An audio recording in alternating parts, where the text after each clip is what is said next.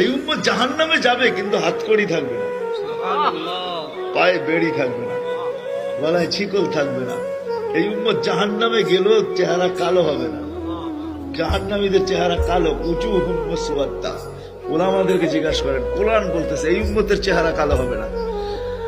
দারোগা মালিক জিজ্ঞেস করবে, এটা আবার কেমন আসামি? হাতকড়ি নাই, বেড়ি নাই, গলায় ছিকল নাই, চেহারা চকচকে, ভুলে কি চলে আসলো নাকি? আল্লাহ জবাব দিবে, মালিক আমার বন্ধুর উম্মত, খবরদার। জিজ্ঞেস করবে, হাতকড়ি নাই কেন আল্লাহ? তো বলছে, এই হাত জীবনে একবারও যদি উঁচুতে ব্যবহার হয়ে থাকে, এই হাতে হাতকড়ি লাগে না। পায়ে বেড়ি নাই, যেই পাও জীবনে একবারও আমার ঘরের দিকে হাইটা গেছে, ওই পায়ে বেড়ি লাগে না মালিক। বলে, চেহারা কালো হয় না কেন? বলে, যে কপাল একবার আমার কুদরতি পায়ে লাগছে, ওই চেহারা কোনোদিন কালো হয় না। ওই গলায় কোনোদিন বেড়ি লাগে না।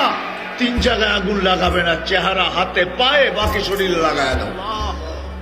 মালিক আগুনকে বলবে, খুশি ধরো। আগুন আসবে ধাউ ধাউ করে ধরার জন্য। আল্লাহ আমাদেরকে কলেমা স্মরণ করায় দিবে, আমরা জোরে জোরে কলেমা পড়বো, আগুন বাইগা চলে যাবে। 1 বার 2 বার 3 বার। মালিক রাগ হয়ে আগুনের উপরে কোড়া চার্জ করবে, লাঠি চার্জ করবে। ধরিস না কেন?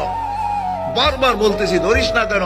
আগুনের জবান খুলে যাবে, বলবে, লাইসালি সুলতান আলা মান ক্বালা লা ইলাহা ইল্লাল্লাহ মুহাম্মাদুর রাসূলুল্লাহ।